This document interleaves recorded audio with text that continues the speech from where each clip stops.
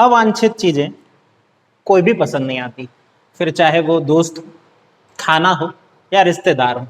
अगर आपको वो चीज नहीं पसंद आ रही है तो वो नहीं पसंद आ रही है और वो आपका नुकसान तो करके ही जाएगा। यदि आप अवांछित चीज खा रहे हो तो आपका नुकसान होना तय है। ऐसे दोस्त मिल गए जो अनवांटेड है, अवांछित है, तो फिर आपके जीवन को बराबर करके छोड़ेंगे। और रिश्तेदारों की तो बात ही छोड़ देते हैं, साइड कर देते हैं, आप सब समझते होंगे। बहरहाल हमारा विषय ये नहीं है, हमारा विषय है खरपतवार। तो खरपतवार पे बात चली तो अवांछित याद आ गए, क्योंकि यहीं से जुड़ा है आज का हमारा सब्जेक्ट। तो आज शुरू कर रहे हैं कृषि टॉपिक पर पहला वीडियो, खरपतवार और उसकी परिभाषा और बाकी सारी चीजें हम जानेंगे। पहली चीज स्पष्ट कर दूं, ये टॉपिक 2 वीडियो में जाने वाला है। आज खरपतवार का परिचय और उसके विभाजन पर हम जाएंगे, फिर प्रकीर्णन और उसके निस्तारण यानी उसको दूर करने या उसकी समस्या को हटाने संबंधी वीडियो दूसरा नंबर का होगा। यदि पहले वीडियो को पर्याप्त रिस्पांस मिला, वैसे मैं टारगेट सेट करना पसंद नहीं करता हूं इतना, पर यदि 200 लाइक दिखते हैं वीडियो पर तो मैं कोशिश करूंगा कि अगला वीडियो बनाऊं। पता तो चले कि भाई आप चाह रहे हैं या नहीं चाह रहे हैं ये वीडियो, फिर हम आगे पढ़ेंगे। समय नहीं लेते हुए अब शुरू करते हैं। मेरा नाम शेखर है और मैं नॉलेज हब कोचिंग संचालित करता हूँ रायगढ़ छत्तीसगढ़ में, आपके अपने छत्तीसगढ़ में। ACF का एग्जाम निकला हुआ है और इसलिए हम कृषि का टॉपिक जो और कहीं नहीं मिल रहा है वो आपके लिए लेकर के आए हैं। शुरू करते हैं खरपतवार विषय से। तो पहले तो सरल शब्दों में मैं ऐसे ही डेफिनेशन दे चुका था। अनवांटेड जो है वो अवांछित जो कुछ भी है वो खरपतवार कहलाता है, यदि हम खेती की बात करें तो। अब कई बार अच्छी चीजें भी उसमें शामिल हो जाती हैं और कुछ बुरी तो होंगी होंगी। सरल शब्दों में कहूं तो वो पौधा जिसकी कोई जरूरत नहीं थी आपको, फिर भी वो आपकी जमीन पर उगाया है, यानी अवांछित पौधा भी है और अनचाही जगह पर भी उगाया है, ऐसे पौधे को हम कहते हैं खरपतवार।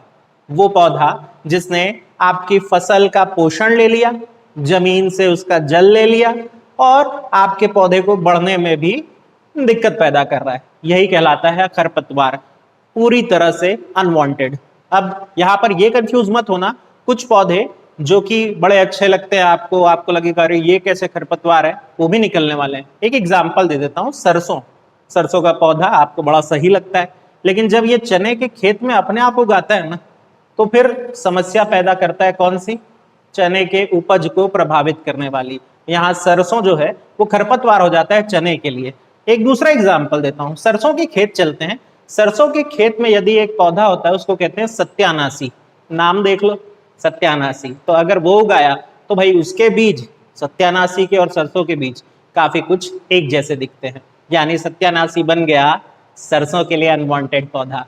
तो ये जो पौधे हैं जो अनवांटेड है, अवांछित है, यही है खरपतवार। खरपतवारों के बारे में अध्ययन करने या एक विषय के रूप में स्थापित करने का श्रेय जो है वो जेथरो टुल को जाता है। और जेथरो टुल जो है, आप इन्हें खरपतवार विज्ञान के पिता के रूप में भी देख सकते हैं। अच्छा, एक मजेदार तो बात यह है कि खरपतवार अंग्रेजी में वीड हो जाता है, और यहाँ वीड का मतलब गांजा मत समझ लेना, ठीक है।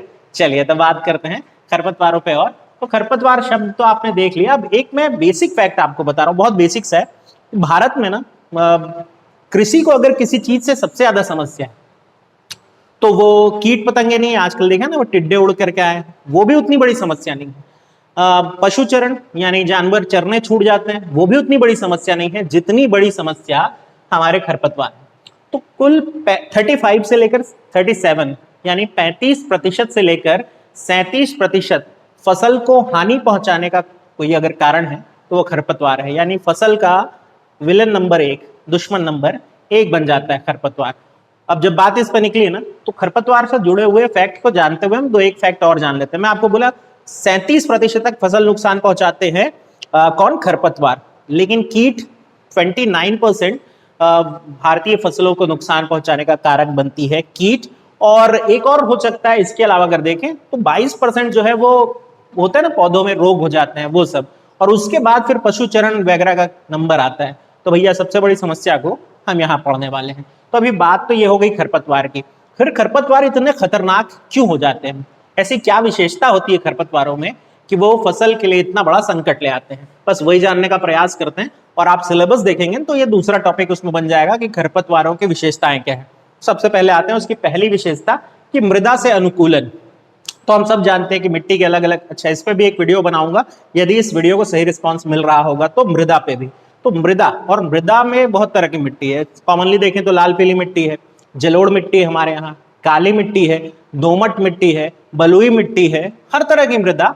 और इसमें क्या खास बात होती है, किसी भी मृदा में अपने आप को सरवाइव कर लेते हैं, उगा लेते हैं।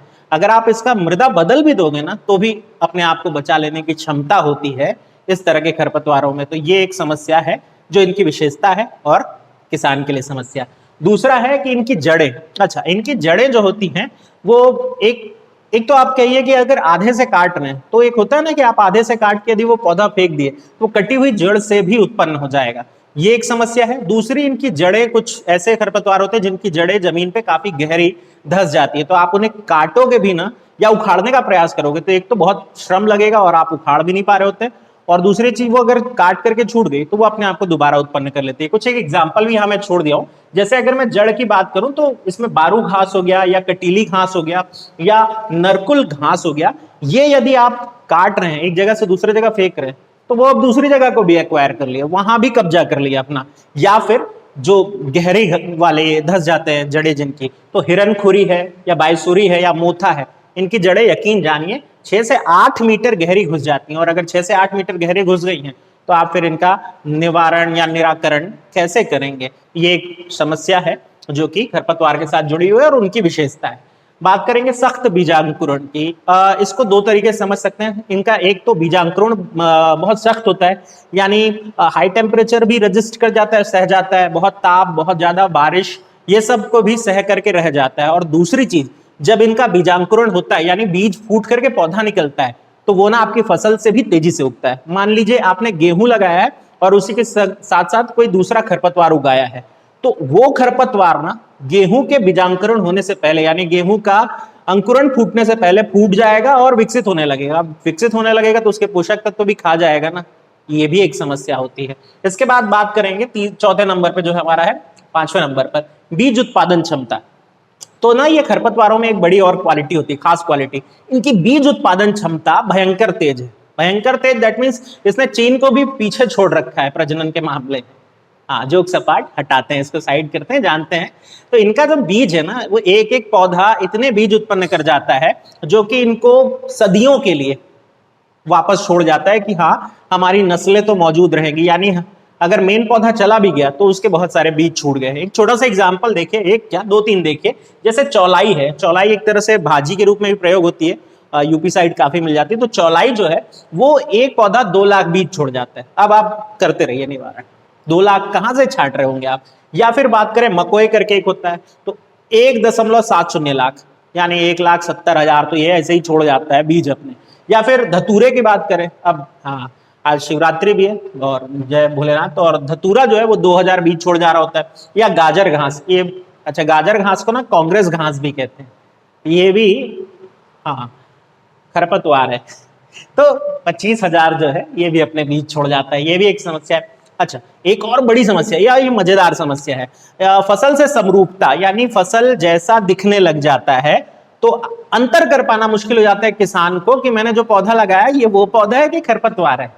अच्छा, इससे जुड़ा हुआ एक न्यूज आया, चर्चा करेंगे, पहले ये देख लेते हैं। जैसे कि एक सत्यानाशी, मैं आपको ये वीडियो की शुरुआत में बताया था, उसके बीज और सरसों लगभग एक जैसे दिखते हैं।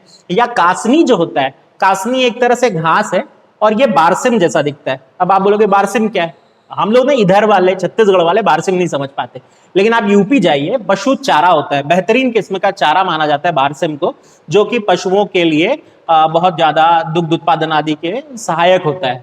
अब बारसिम हम नहीं समझते, हम क्या बेहतर समझते हैं, छत्तीसगढ़ का किसान लगा रहा है नेपियर घास, ये भी याद रखिएगा। तो अभी इसमें क्या है ना, दोनों एक जैसे दिखते हैं। अच्छा, वो न्यूज पे आते हैं, तो आपको न्यूज याद है, अभी कुछ दिन पहले की बात थी कि भाई यूपी का एक परिवार था, उसने मेथी भाजी समझ के गांजे की सब्जी बना ली थी। हाँ, मिला था न्यूज। तो भाई साहब ऐसा भी चल रहा है, ये समरूपता नहीं थी, पता नहीं उनको क्यों लगा कि गांजा और मेथी एक जैसा लगता है, मतलब कुछ भी हो सकता है। आगे बात करते हैं अगले पे। तो ये है विविध प्रजनन विधि। अब विविध प्रजनन विधि क्या, आप और हम क्या सोचेंगे, पौधा है तो भाई जड़ से ही अंकुरण करेगा, लेकिन ये जड़ से अंकुरण कर रहा है, तने से अंकुरण कर रहा है, कहीं फेंक देने पर उगा रहा है, और एक अगर है तो वो कई बना ले रहा है, जिसको हम बोलते हैं कि स्वप्रजनन। ऐसी हर विधियां इनके पास मौजूद होती हैं, इसलिए खत्म नहीं होती और बढ़ती चली जाती हैं। या वो जलकुंभी को देखे हो ना आप, एक तालाब को आप बार बार साफ करते हुए देखे होगे, हर बार हटाया जाता है, किनारे किया जाता है और अगली बार वो फिर निकल करके आ जाती हैं। तो किसान ऐसी कई समस्याओं का सामना कर रहा होता है, उनमें से विविध प्रजनन विधि भी है, जैसे दूब घास हो गया या हिरनखुरी, ये बहुत तेजी से विकसित होती हैं, अलग अलग विधि से विकसित हो जाती हैं, ये एक समस्या है। इसके बाद दीर्घ अंकुरण क्षमता, अब ये बहुत मजेदार पॉइंट है। अच्छा, यदि बीज छूट गया है जमीन पे, अच्छी बात है, कितने दिन हम सोचेंगे कि चलिए हम खेत को खाली छोड़ देते हैं, अपने आप नष्ट हो जाएगा, इस साल फसल ही नहीं लगाते, उसको धूप पड़ने देते हैं, पानी पड़ने देते हैं।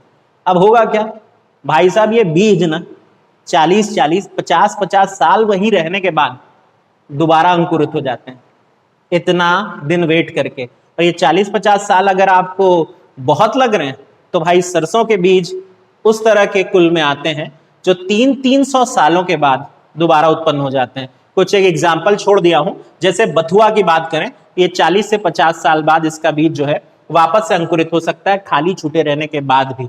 या फिर बात करें सरसों की, जैसे कि मैं बताया 300, और फिर हिरनखुरी है जहां 50 साल के बाद भी ये बीज वापस से अंकुरित हो जाते हैं अपने आप, और आप इस पे कुछ भी नहीं कर सकते, है ना समस्या।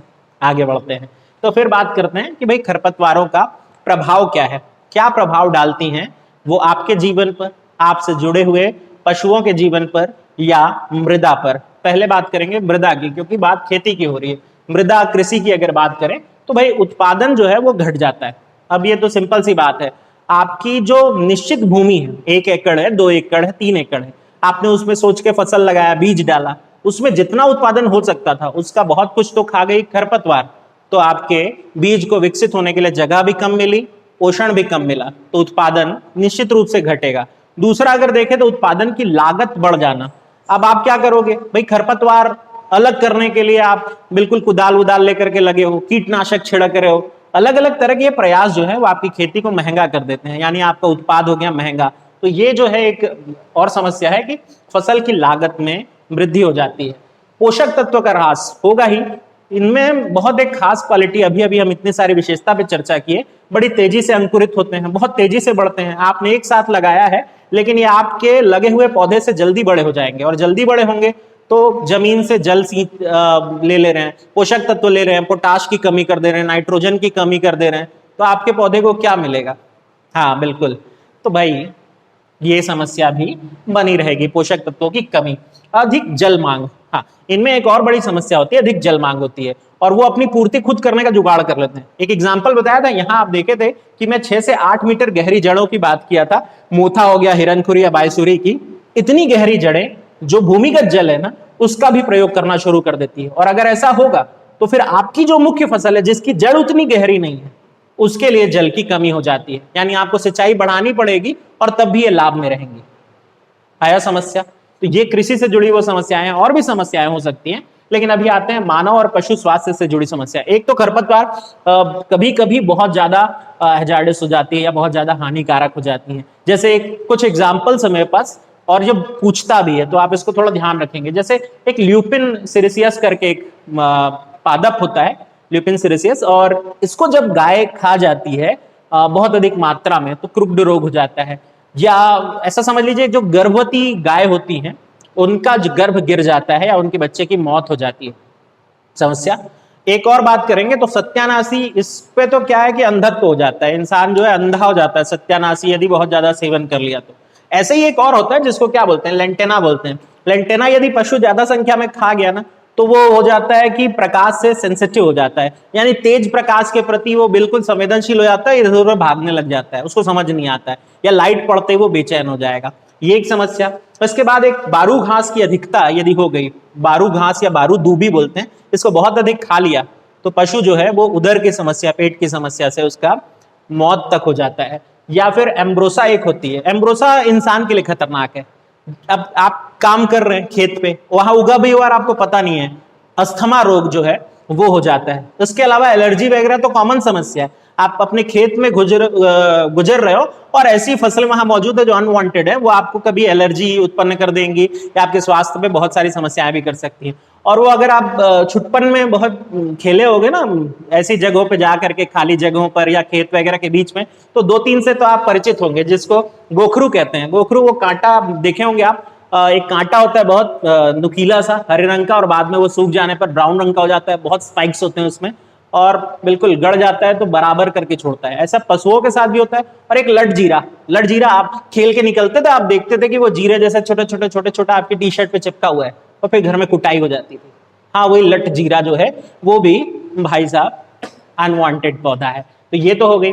इसके अलावा भी बहुत सारी और है प्रॉब्लम्स, जैसे कि इसमें सड़ांध होती है, कुछ ऐसी समझ लीजिए खरपतवार होते हैं जिनमें बदबू बहुत ज्यादा आती है। ये सड़ जाने के बाद सड़ांध उत्पन्न करती हैं। इसके अलावा इनका निस्तारण जो है वो बहुत मुश्किल से हो पाता है। बांध वगैरह के किनारे हो जाती हैं तो फिर समस्या उत्पन्न करती है जल भराव में। नालियों के किनारे उगाती हैं तो जल के प्रवाह को रोक देती हैं। तो ये सब समस्याएं हैं इसमें। जल प्रवाह का बाधा उत्पन्न कर देना, जलाशय में प्रदूषण कर देना, जलाशय प्रदूषण जलकुंभी एग्जाम्पल दिया था, या सड़ांध या दुर्गंध। तो भाई अगर आप अपने आसपास घूमने निकलते हैं तो ऐसे तालाबों के आसपास से गुजरिएगा जहां जलकुंभी होती थी, आप एक खास तरह की दुर्गंध वहां महसूस कर पाएंगे। तो ये सारी समस्याएं इनके साथ जुड़ी हुई हैं। ऐसा नहीं है कि खरपतवार हमेशा नुकसानदायक होती है, लाभदायक भी होती है। अगले वीडियो में अगर समय निकाल पाया ना तो मैं लाभ पे भी चर्चा कर दूंगा। यार every coin has its two faces, तो दोनों देखेंगे ना अपन। तो अब बात करते हैं वर्गीकरण की। वर्गीकरण वैसे तो बहुत तरीके से हो सकता है, मैं चुन करके यहाँ 2-3 वर्गीकरण कर दिया हूं। जैसे एक बेसिक वर्गीकरण जो है कुल के आधार पर, अलग अलग पौधों का कुल होता है और उस कुल के आधार पर एक घास या ग्रास में अगर जाए तो दूबी घास, मोथा, बारू या गेहूं का मामा। हाँ, ये जो है ये वो सारी घास है जो कि अनवांटेड है, आपके खेतों में उग आती है। घास कुल के वर्गीकरण लिखा हुआ है सिलेबस में, देखना। इसके बाद बात करेंगे लेग्यूमिनेसी कुल की, यानी कि वो जो कि दाल वाले कुल में आ जाएंगी। तो खिसरी हो गया या चटरी मटरी हो गया, जंगली मटर हो गया, ये ऐसे खरपतवार हैं जो लेग्यूमिनोसी कुल में आती हैं। इसके अलावा कंपोजिट बहुत ज्यादा फैल जाने वाली जो घास की तरह या बहुत तेजी से पनपने वाली आप समझ सकते हैं खरपतवार को, जिसमें फूलनी है, कासनी है, गाजर घास, जिनका निवारण ना बहुत मुश्किल है। गाजर घास एक बार आपने लगा दी, कभी पशु चारे के रूप में यूज कर रहे थे, और उसके बाद तो भाई साहब आप भूल जाएं कि आप उसका निवारण कर भी पाएंगे। उसने अपनी जगह ले ली, अब आप उसको हटा ही नहीं सकते। आप पूरे खेत के खेत जलाइए, वो वापस उगाएगा। ठीक, फिर बात करेंगे सोलेनेसी, वो आलू जैसा जो है उस पे। तो उसमें मकोया है या सत्यानाशी है, धतूरा जो है, वो सब इसी कुल के आपके लिए खरपतवारों की विभाजन में आ जाएंगे। तो ये एक विभाजन है, इसको थोड़ा ध्यान रखिएगा। सिलेबस में लिखा है, हो सकता है कि आपको रैंडमली उठा दे कि भाई मकोया या मकोए जो है वो किस कुल का खरपतवार है, तो आपको बताना पड़ेगा कि वो सोलेनेसी में आता है। या फिर रैंडमली उठा देगा खेसारी किस तरह का है। खेसारी दाल होती है, खेसारी लाल की बात नहीं कर रहा हूं, तो लेग्यूमिनेसी आ जाएगा। उसके बाद बात करते हैं बीज पत्र के आधार पर। बीज पत्र में 2 ही बनेगा, एक बीजपत्री, द्विबीजपत्री। अभी आप बोलोगे एक बीजपत्री, 2 बीजपत्री, क्या तमाशा है? तो एक बीजपत्री सीधी तरह से मैं बोलूं, जिनको अगर उसके बीज को निकालोगे ना तो 2 फली में नहीं टूटेगा। 2 फली में टूट गया तो द्विबीजपत्री, यानी दाल होता है ना, दाल को दरते हैं अपन तो वो 2 भाग में टूट जाता है। दाल का दलना पता है ना? हाँ, तो अगर ऐसा नहीं हो रहा है तो वो एक बीजपत्री है, और अगर वो 2 फलियों में टूट जा रहा है तो वो द्विबीजपत्री है। एक पत्री में देखें तो दूबी घास, मोथा, गाजर घास, नेपियर घास वगैरह जो है वो आएंगी। और अगर द्विबीजपत्री में देखें तो बथुआ हो गया, मकोए हो गया, ये द्विबीजपत्री में आएंगी। ऐसे प्रश्न भी आ चुके हैं, आप देख सकते हैं। आ जाएगा तो मुझको याद करिएगा। बात करते हैं जीवन चक्र के आधार पर। सिंपल है, 1 साल वाली हो सकती है, 2 साल वाली हो सकती है, बहुवर्षीय हो सकती है। 1 साल आमतौर पे खरीफ या रबी की फसलों के साथ उग आती हैं और फिर उसी के साथ साथ समाप्त भी होती हैं। जैसे चौलाई हो गया या सत्यानाशी हो गया, ये 1 वर्षीय है। द्विवर्षीय में जंगली गोभी या जंगली गाजर, इनका कम से कम एज 2 साल, 1 साल उगने और 1 साल पनप करके रहने में। और एक बहुवर्षीय जो आ गई तो बुढ़ापे की तरह आएंगी, मतलब जाने वाली नहीं है, तो इसमें दूबी घास या कांस वगैरह जो है वो आएंगी। इसके बाद बात करेंगे एक छोटे से और विभाजन की, जो है फसल के आधार पर। तो फसल के आधार पर अगर देखें तो हमारे पास 2-3 तरह है, जैसे निरपेक्ष है, सापेक्ष है, अवांछित है, अनुकरणीय और स्वयंसेवी। नहीं, कठिन नहीं है, सरल है, समझते हैं। पहले बात करते हैं निरपेक्ष। तो निरपेक्ष यानी वो जो आप खेत में लगाना नहीं चाह रहे हो लेकिन वो हो गई हैं और उगाई हैं, तो साथ साथ पनप रही हैं, आपके पौधे के साथ साथ ही विकसित हो रही हैं और हर साल ऐसा होता है कि वो अपने आप विकसित होने लग जाती हैं आपके खेत में साथ ही साथ। जैसे कांस हो गया, बथुआ हो गया, पत्थर चट्टा। एक तो पत्थर चट्टा हालांकि उसका अलग महत्व है, बांध वगैरह के किनारे लगाया जाता है उसको, लेकिन अगर वो होना शुरू हो गया तो वो निराकरण नहीं होता है और आपने उसको चाहा भी नहीं था कि आप लगाएं उसको, निरपेक्ष रूप से आई और बस लगनी शुरू हो गई, आपने सोचा नहीं था और आपके खेत में मौजूद है।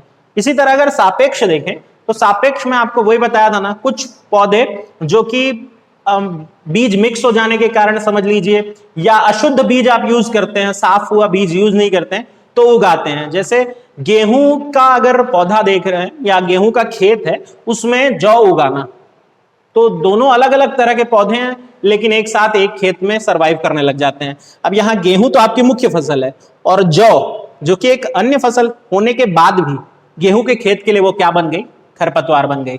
और एक एग्जाम्पल मैं आपको वीडियो के शुरू में दिया था, चने का खेत है और उसमें सरसों उगाया, तो यहां चना भी अपने आप में एक फसल है, सरसों भी अपने आप में एक फसल है, लेकिन अगर इस केस की बात करें तो यहां चने के खेत के लिए सरसों खरपतवार बन गए।